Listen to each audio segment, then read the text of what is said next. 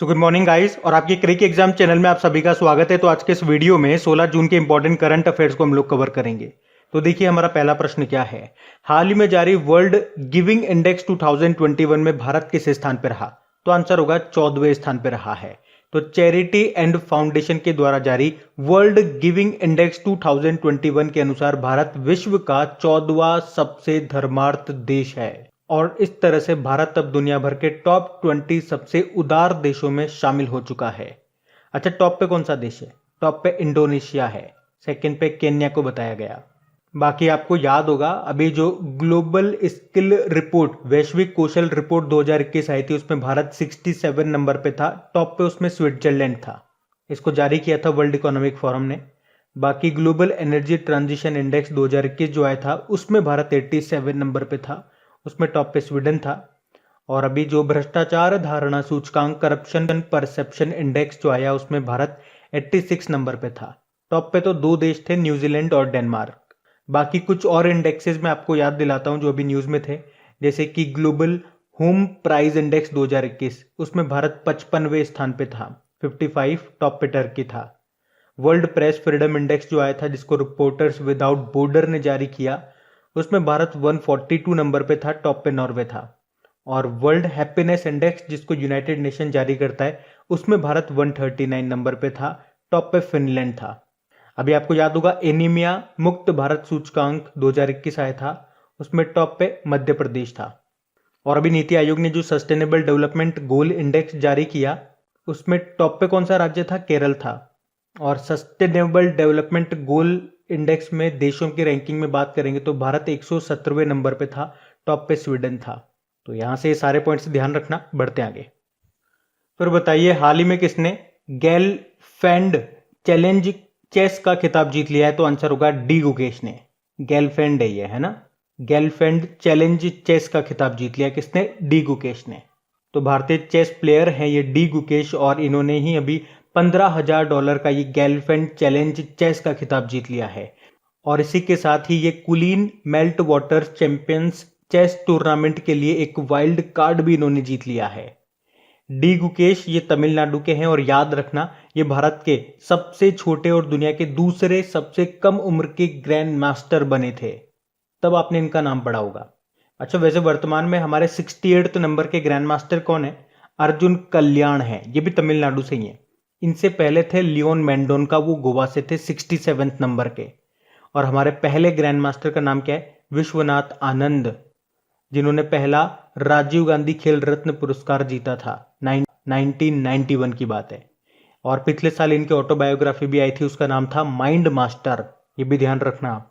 अच्छा बताइए, भारत में पहली बार चेस एकेडमी ये कहां पे खुलेगी?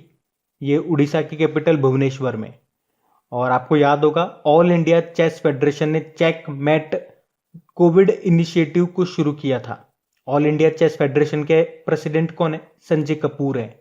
और वैसे दुनिया में चेस को रेगुलेट करने वाली जो बॉडी है वो है फिडे। और फिडे का हेडक्वार्टर आप याद रखो कहां पर है? लॉजेन स्विट्जरलैंड में। लॉजेन स्विट्जरलैंड में इंटरनेशनल ओलंपिक कमेटी का भी हेडक्वार्टर है। बताइए वैसे वर्ल्ड चेस डे कब मनाया जाता है? तो ये डे भी होता है इसका, याद रखना, 20 जुलाई को।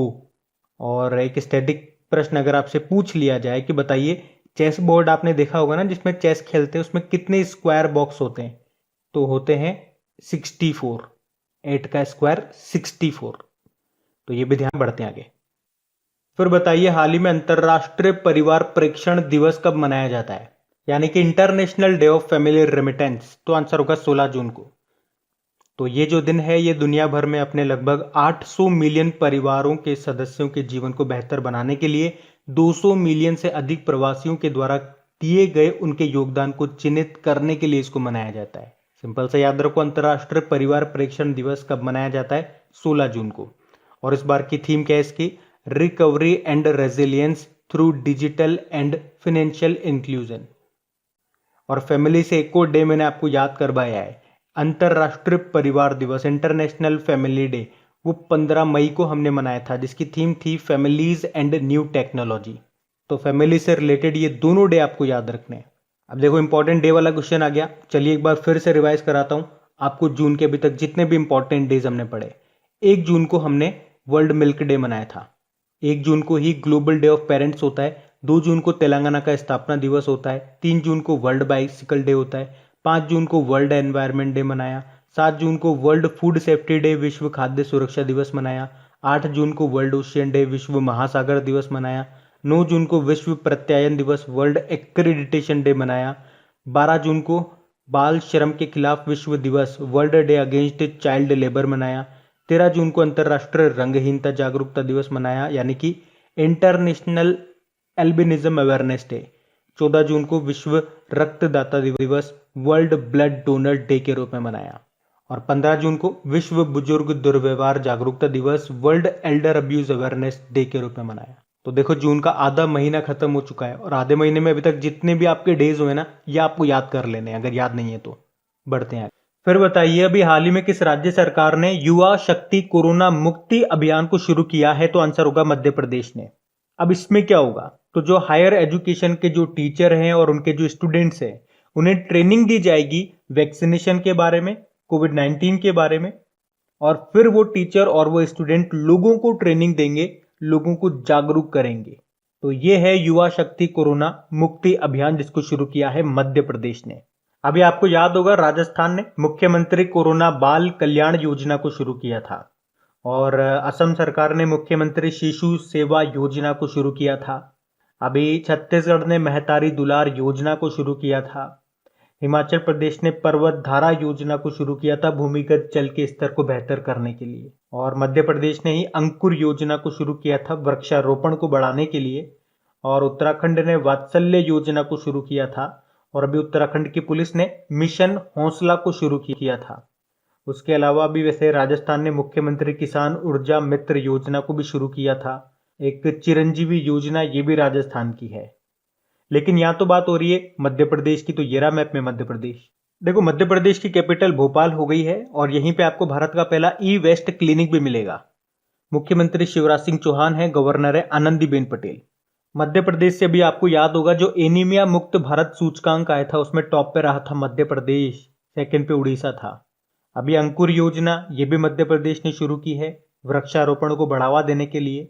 अच्छा, अभी मध्य प्रदेश के कितने स्थानों को विश्व विरासत संभावित सूची में शामिल किया गया? 2 स्थानों को। एक तो है भेड़ा घाट, जो कि जबलपुर में आपको मिलेगा, और दूसरा है सतपुड़ा टाइगर रिजर्व। और देखो, जबलपुर में ही आपको मध्य प्रदेश का हाई कोर्ट भी मिलेगा, नर्मदा नदी के किनारे स्थित है जबलपुर। और वैसे भी मध्य प्रदेश हाई कोर्ट के नए चीफ जस्टिस कौन बने थे? मोहम्मद रफीक। और अगर आपसे पूछा जाए कि धुआंधार जलप्रपात ये किस नदी पर है, तो नर्मदा नदी पर ही है। ओमकारेश्वर बांध, ये भी इसी नदी पर है। वैसे नर्मदा नदी का उद्गम कहां से होता है? अमरकंटक की पहाड़ियों से होता है। यहीं से वैसे सोन नदी भी निकलती है। अभी कुछ समय पहले मध्य प्रदेश ने एक जिला एक शिल्प अभियान भी शुरू किया था। देश का पहला बुद्धिस्ट थीम पार्क ये भी बना है मध्य प्रदेश के सांची में। और सांची का स्तूप से आपको याद दिलाऊं, तो हमारा जो 200 रुपए का नोट है ना, उस पर इसी का चित्र अंकित है, सांची का स्तूप। और सांची के स्तूप को कब यूनेस्को वर्ल्ड हेरिटेज साइट में शामिल किया गया? तो 1989 में। यहाँ पे आपको एक रामसर साइट पे मिलेगी भोज ताल जिसे बोलते हैं। खजुराहो के मंदिर आपको यहाँ पे मिल जाएंगे। भीमबेटका की गुफाएं आपको यहाँ पे मिल जाएगी। और आपको याद होगा, भारत में पहली बार दुनिया का सबसे पुराना जानवर है डिंकिंसोनिया, उसका जीवाश्म मिला था मध्य प्रदेश की भीमबेटका की गुफाओं में। वैसे मध्य प्रदेश का होशंगाबाद शहर का नाम बदलकर नर्मदापुरम अभी कर दिया गया। और 10 अफ्रीकी चीते हम लेकर के आएंगे भारत में। और भारत में कहाँ पे? मध्य प्रदेश के कूनो नेशनल पार्क में। तो इतना आप यहां से याद रखो, बढ़ते आगे। अच्छा, फिर बताइए, अभी किस राज्य सरकार ने राज्य में 50 साल या उससे ज्यादा आयु के वृक्षों को विरासत का दर्जा दिया है? तो आंसर होगा महाराष्ट्र। तो अभी महाराष्ट्र सरकार ने राज्य में वो वृक्ष जिनकी उम्र 50 साल या उससे ज्यादा हो गई है, तो उन्हें हेरिटेज ट्री यानी कि विरासत वृक्ष का दर्जा दे दिया है। और इनकी हर 5 साल में गणना भी करेगा महाराष्ट्र वृक्ष प्राधिकरण यानी कि ट्री अथॉरिटी। और अगर कोई इन हेरिटेज पेड़ को काटता है, तो याद रखना, उसकी जितनी उम्र होगी ना, उसके बराबर, उसकी संख्या के बराबर, जैसे कि 65 ईयर का वो पेड़ है, तो 65 आपको वृक्ष लगाने होंगे और 7 सालों तक उनकी सुरक्षा भी करनी होगी। अच्छा, इसी तरह की एक योजना हमने पढ़ी थी, हरियाणा सरकार ने प्राणवायु देवता पेंशन योजना को शुरू किया था ना। उसमें क्या था, अगर कोई पेड़ है जिसकी उम्र 75 ईयर या उससे ज्यादा हो गई है, तो उसके रख रखाव, उसकी देखभाल के लिए 2500 रुपए की पेंशन मिलेगी। वहां पे वो था। बाकी राजस्थान ने अभी घर घर औषधि योजना को शुरू किया। इसमें 4 पौधे दिए जाएंगे हर परिवार को। कौन कौन से होंगे वो 4 पौधे? अश्वगंधा, गिलोय, तुलसी और काल मेघ। बाकी बात यहाँ पे महाराष्ट्र की है, तो ये रहा मैप में महाराष्ट्र। देखो, महाराष्ट्र की कैपिटल मुंबई है। मुख्यमंत्री यहाँ के उद्धव ठाकरे हैं, गवर्नर है भगत सिंह कोश्यारी, और चीफ जस्टिस कौन है? दीपांकर दत्त है। अभी आपको याद होगा, महाराष्ट्र ने ही शिक्षुता संवर्धन योजना को भी शुरू किया था। यहीं पे ही मिशन ऑक्सीजन सेल्फ रिलायंस योजना भी शुरू हुई थी। कोरोना मुक्त ग्राम प्रतियोगिता भी यहाँ पे शुरू हुई थी। और देश का पहला ड्राइव इन वैक्सीनेशन सेंटर ये कहां पे शुरू हुआ है? महाराष्ट्र में, महाराष्ट्र के मुंबई में। अच्छा, मुंबई किस द्वीप पर स्थित है ये बताओ? सालसेट द्वीप पर है। और किस नदी के मुहाने? उल्हास नदी के। वैसे याद रखना, बताया था मैंने आपको, मुंबई के साथ 2 दर्रे आपको याद होने चाहिए। एक है थाल घाट दर्रा जो कि मुंबई को नासिक से जोड़ता है। दूसरा है भोर घाट दर्रा जो कि मुंबई को पुणे से जोड़ता है। और अभी महाराष्ट्र भूषण पुरस्कार किसे मिला? आशा भोसले को मिला। और उससे पहले वर्ष 2020-21 के लिए उषा मंगेशकर को लता मंगेशकर पुरस्कार दिया गया था। और भारत की पहली अंडर सी सुरंग ये मुंबई में ही बनाई जा रही है। यहीं पे ही महासमृद्धि महिला सशक्तिकरण योजना को भी शुरू किया गया। और महाराष्ट्र का एक काफी फेमस नृत्य है लावणी नृत्य, ये भी आप ध्यान रखना। बढ़ते आगे। अच्छा बताइए, हाल ही में किसने ऑपरेशन ओलिविया को शुरू किया है? तो आंसर होगा इंडियन कोस्ट गार्ड ने। ऑपरेशन ओलिविया ये क्या है, क्यों शुरू किया गया इसको? तो उड़ीसा में ओलिव रिडले कछुओं की रक्षा के लिए ये ऑपरेशन ओलिविया शुरू किया गया है। और किसने शुरू किया? हमारे तट रक्षक बल ने, इंडियन कोस्ट गार्ड फोर्स ने। और ये जो ऑपरेशन ओलिविया है, इसे इंडियन कोस्ट गार्ड यानी कि भारतीय तट रक्षक बल, इसने पहली बार 1980 के दशक में शुरू किया। से हर साल इस ऑपरेशन का आयोजन किया जाता है इन कछुओं की रक्षा के लिए। ये जो ओलिव रिडले कछुए हैं ना, इनको IUCN के रेड लिस्ट में असुरक्षित यानी कि वल्नरेबल के रूप में सूचीबद्ध किया गया है। तो ये याद रखना आप, किसने शुरू किया? इंडियन कोस्ट गार्ड फोर्स ने। इसके डायरेक्टर जनरल कौन है? कृष्ण स्वामी नटराजन है। और आपको याद होगा नुपुर कुलश्रेष्ठ का नाम। इंडियन कोस्ट गार्ड फोर्स की ये पहली महिला DIG बनी थी। बाकी CRPF के डायरेक्टर जनरल कौन है? कुलदीप सिंह है। अभी इनको एडिशनल चार्ज भी मिला था, अतिरिक्त प्रभार किसका? नेशनल इन्वेस्टिगेशन एजेंसी का। BSF बॉर्डर सिक्योरिटी फोर्स जो कि भारत पाक सीमा पर तैनात है। और इसके डायरेक्टर जनरल कौन है? राकेश अस्थाना है। ITBP के डायरेक्टर जनरल कौन है? SS देशवाल है।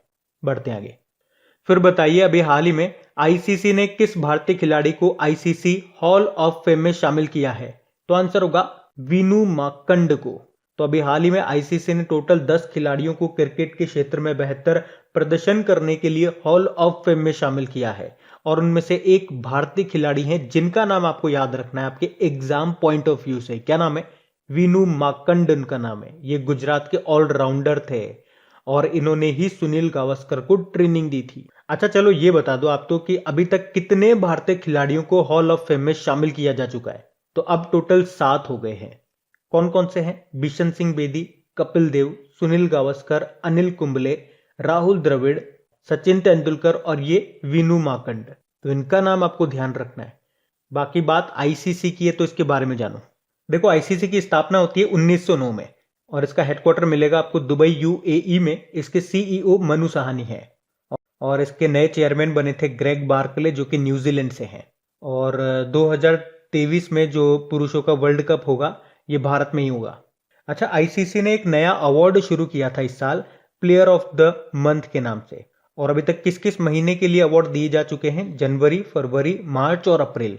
इसमें आपको पुरुषों का भी याद रखना है और महिलाओं का भी याद रखना है। और अगर आज का हमारा आपने करंट अफेयर्स का रिवीजन वाला वीडियो देखा हो, वहां पे ये सारे अवार्ड्स मैंने आपको रिवाइज कराए थे एक एक करके।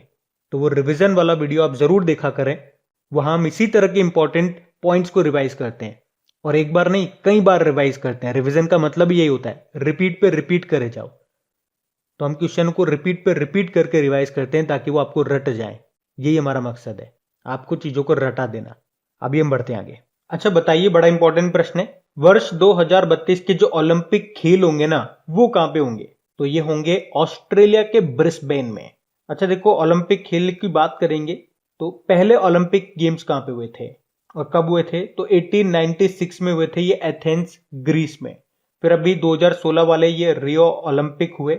2020 वाले ये टोक्यो ओलंपिक यानी कि टोक्यो में होने वाले थे, लेकिन आप जानते हो अब ये 2021 में हो रहे हैं। और इसके शुभंकर क्या है? सोमाइती और मिराइतोवा। मिराइतोवा ये टोक्यो ओलंपिक का शुभंकर है और पैरालंपिक का है सोमाइती। 2024 वाले ये पेरिस फ्रांस में होंगे, फिर 2028 वाले लॉस एंजलिस में होंगे, अब ये 2032 वाले ब्रिस्बेन ऑस्ट्रेलिया में होंगे। याद रखना हम बात कर रहे हैं समर ओलंपिक्स की, क्योंकि ये टोक्यो ओलंपिक जो है ये आपका समर ओलंपिक है। इसके बाद 2022 में जो आपके होंगे वो विंटर ओलंपिक होंगे और वो होंगे बीजिंग चाइना में। बाकी इंटरनेशनल ओलंपिक कमेटी की बात करेंगे जिसका हेडक्वार्टर आपको मिलेगा लॉसेन स्विट्जरलैंड में, और इसके अध्यक्ष कौन है? थॉमस बक हैं। और देखो, टोक्यो ओलंपिक से 4-5 क्वेश्चन आपने पढ़े थे, जैसे कि टोक्यो ओलंपिक में क्वालिफाई करने वाले भारत की पहली नाविका कौन बनी है? तो नेत्रा कुमानन बनी है। उसी तरह से टोक्यो ओलंपिक में क्वालिफाई करने वाले पहले घुड़सवार बने हैं कौन? फवाद मिर्जा। और अभी टोक्यो ओलंपिक में क्वालिफाई करने वाली भारत की पहली पहलवान कौन बनी है? तो विनेश फोगाट बनी है। और यहीं पे क्वालिफाई करने वाली पहली भारतीय तलवारबाज बनी है कौन? भवानी सिंह। तो ये नाम भी आपको याद रखने, यहां से प्रश्न बन सकता है। बढ़ते हैं आगे। फिर बताइए, हाल ही में किसे IAMAI के शिकायत निवारण बोर्ड की अध्यक्ष के रूप में चुना गया है? तो आंसर होगा AK सीकरी को। अच्छा, IAMAI मतलब internet and mobile association of India, और इसने डिजिटल प्रकाशक सामग्री शिकायत परिषद के एक हिस्से के रूप में गठित शिकायत निवारण बोर्ड की अध्यक्षता करने के लिए सुप्रीम कोर्ट के पूर्व न्यायाधीश अर्जुन कुमार सीकरी AK सीकरी को शामिल किया है। अच्छा, वैसे internet and mobile association of India के अध्यक्ष कौन है? अमित अग्रवाल है। बाकी हुसैन अल मुसल्लम अब इंटरनेशनल स्विमिंग फेडरेशन के ये अध्यक्ष बने। Narendra Batra international hockey federation के दोबारा अध्यक्ष चुने गए, और संजय कुमार यादव ये इलाहाबाद हाईकोर्ट के चीफ जस्टिस बने हैं। वैसे तो अभी इलाहाबाद का नाम चलो ये आप ही बताओ, इलाहाबाद का नाम बदलकर क्या कर दिया गया? बड़ा सिंपल प्रश्न है, बढ़ते हैं आगे। अच्छा, फिर बताइए, अभी हाल ही में तेलंगाना में मेडिसिन फ्रॉम द स्काई परियोजना लागू करने के लिए किसने समझौता किया है? तो आंसर होगा फ्लिपकार्ट ने।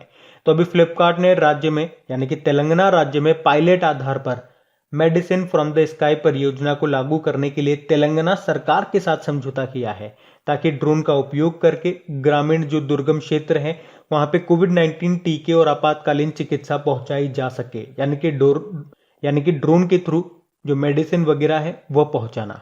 उसके लिए फ्लिपकार्ट ने तेलंगाना के साथ समझौता किया।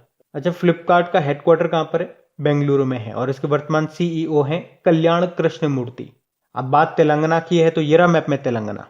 देखो, तेलंगाना की कैपिटल हैदराबाद है, और हैदराबाद में आपको याद होगा दुनिया का सबसे बड़ा मेडिटेशन सेंटर भी खुला है। उसके अलावा 2020 tree city of the world के रूप में मान्यता प्राप्त करने वाला एकमात्र भारतीय शहर हैदराबाद ही है।